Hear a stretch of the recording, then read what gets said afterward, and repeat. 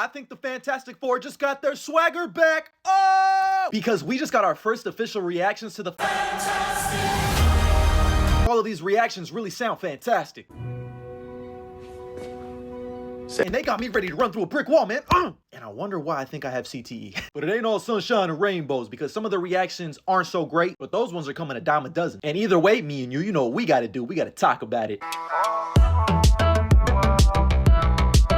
And boom! Man, you know what? Doom! You looking for this? So to lube you up before we penetrate these reviews, and like a Randy Orton RKO out of nowhere, the social media review embargo lifted today, like 20 minutes ago as of this recording, which is a big deal because it was originally supposed to come out the Monday night after the premiere next week. And the interesting thing about this all is that reactions started to leak a couple of days earlier, where you had people who had connections inside the industry like Robert Meyer Burnett, who by the way I love, and industry insiders and scoopers confirming these reports, saying that these people that watched Fantastic Four a little bit early absolutely loved it and adored it. So I guess Marvel Studios must have looked at these leaked reactions like, shit, if they're all loving it, fuck it, he got 4 more for you. Let's open the floodgates of everyone who watched it early to give their reaction. But enough yapping and foreplay, let's get into clapping some cheeks. Because Andrew J. Salazar of Discussing Film says that Fantastic Four, above all else, is a story about family, where each member of the team is equally as important to one another. None of the characters are underserved, and each actor perfectly portrays their comic counterpart. And the retro 60s aesthetic works on all fronts. Moving on to Brandon Davis over at Phase Hero, he said that Fantastic Four First Steps is visually one of the best things that Marvel has ever created, saying that it feels in part like Interstellar and that it demands to be watched in IMAX. Galactus and Silver Surfer both look incredible, and the VFX overall was immaculate. Now, interestingly, Brandon Davis contradicts Andrew J. Salazar's review, where he says that the cast and characters work enough, with Sue being the one that stands out above the rest and being the real heart and soul of the team. I think we kind of all figured that would be the case, but it is interesting to see that this hit people different. He did say that Johnny ended up being his favorite character, and that Paul Walter Hauser, who was revealed to play Mole Man earlier this week, steals every bit of screen time that he had in this film. But Brandon Davis only ended up liking the movie. Now, while it does bring some of the fantastic,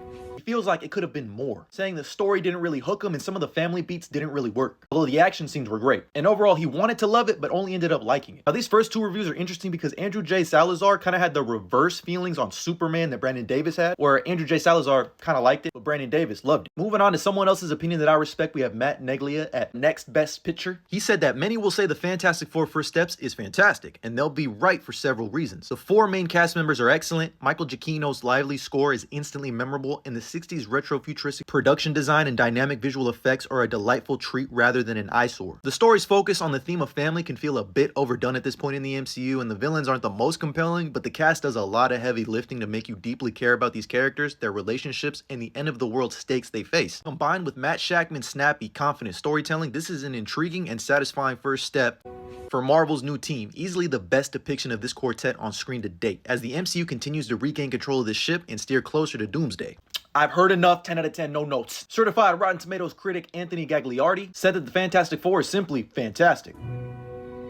Take a shot every time someone says fantastic in one of these reactions and every time I post one of these damn memes. Don't, you will meet your ancestors. But continuing the reaction, Anthony says that Marvel's first family shines with charisma and enthusiasm that Stan Lee would be proud of. Excelsior. Visually incredible, which is a theme that I've noticed throughout all of these reactions. Ben Grimm brings the heart. Silver Surfer is perfection. Matt Shakman delivers one of Marvel's best. I'm thinking we back up. Next up, we got Brian Long Films, and this reaction is very interesting because Brian came in with tempered expectations, but he said that the Fantastic Four is truly a return to form for the MCU. The opening minutes blew his socks off in IMAX, and this is actually something that I've heard across reviews, reactions, even the leaked ones, that the first 10 minutes or so were some of the most incredible comic book action put to screen. But he says that the Human Torch and the Silver Surfer stand out in particular. He said that Galactus gives this film real stakes, and his presence is felt off the screen. That's that aura for real. And he said he really loved the incredible miniature work. It sounded like the visuals and practical effects throughout this movie are felt, and it's just so damn great to hear that it's a refreshing take for the MCU. The final reaction we have today is from Shabazz of the Movie Podcast, who was a certified Rotten Tomato critic, and he just simply said that this film is extraordinary. The score is pure magic, the visuals are next level, and the cast's chemistry is perfect. It's bold, fresh, and unlike anything that Marvel has ever done before. This is their next masterpiece? I'll be honest, the worst reviews I found was Brandon Davis saying he just liked it. I'm sure there's gonna be more people who just liked it and just downright didn't like it as we get more reviews and reactions. But for right now, I wouldn't be surprised if this is the damn Rotten Tomato score. Not that Rotten Tomato scores fucking matter or any of these reactions or reviews matter. Again, I preach this every single time we get these reactions and reviews, even my own reviews. I preach to you.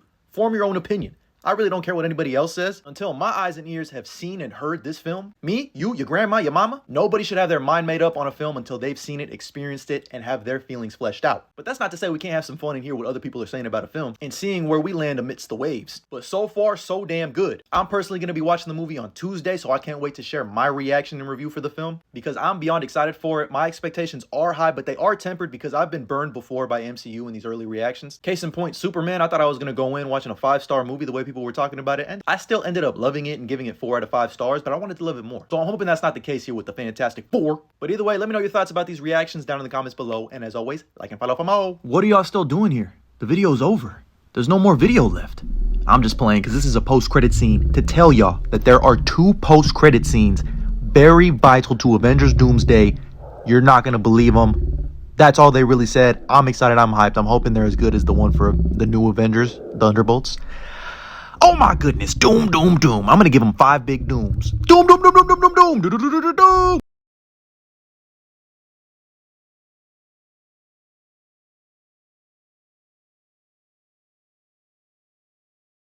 A gigantic character. Crazy so feel like every little bit of detail on him has to be minute so that when he is brought up to that huge that's a scale, crazy back shot. It all feels very real.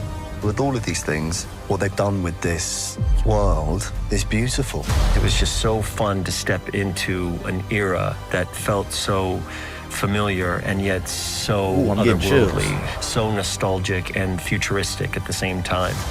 It's very intentionally a cinematic experience. I love when they give us these behind-the-scenes videos, bro. As a family. Oh my god. There's something different about this Fantastic Four movie, I'm telling you, than most other MCU movies.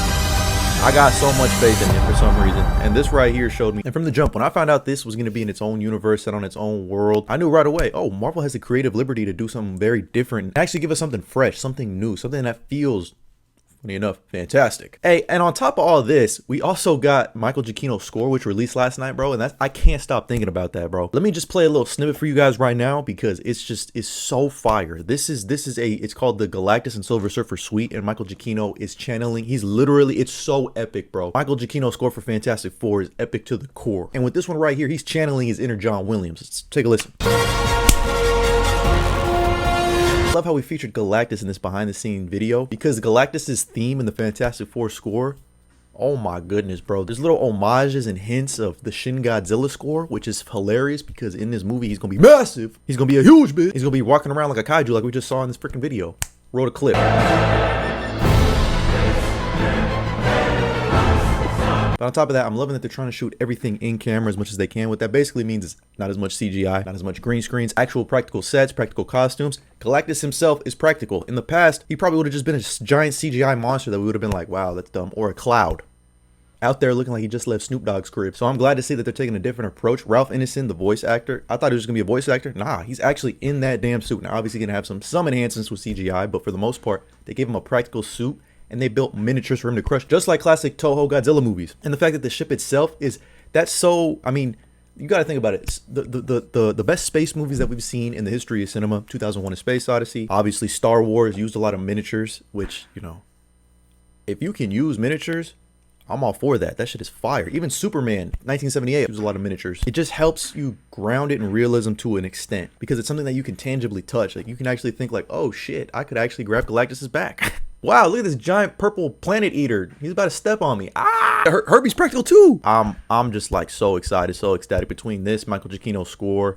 My excitement level can't be more through the roof. I'm going to be watching it a little bit early, so I can't wait to share my reactions to it. On top of this, man, I think more movies should center their marketing around the filmmakers that are making the movie because at least for someone like me who really cares about the care, effort, and reverence for filmmaking, I want to see that. Like, I want to see that a part of the marketing. I want to know who the DP is. Show me the DP's face. Show me more Matt Shackman. Show me the production designer. Show me all of that. I love that. I think we should shine more light on them because they're the ones who are ultimately creating the project. That's what I find is funny when people are like, oh, James Gunn is showing himself in the... Now, he's a little bit different case because he's also the head of the DC studios, but I didn't have a problem with that because it's like, to me, this is the director. Of course, he should be involved in the marketing. I love that shit. And we also recently got a couple other videos, which I appreciated. It looks like studios are starting to realize, like, oh, okay, let's give these directors a chance to kind of explain what they're bringing to the big screen here between Danny Boyle and 28 Years Later, and of course, the iconic Ryan Coogler explaining IMAX formats. I love that shit, bro. I eat it up. You eat shit up? Yes, I do. I don't care. I'ma eat it. But either way, man, I'm excited. I can't wait for the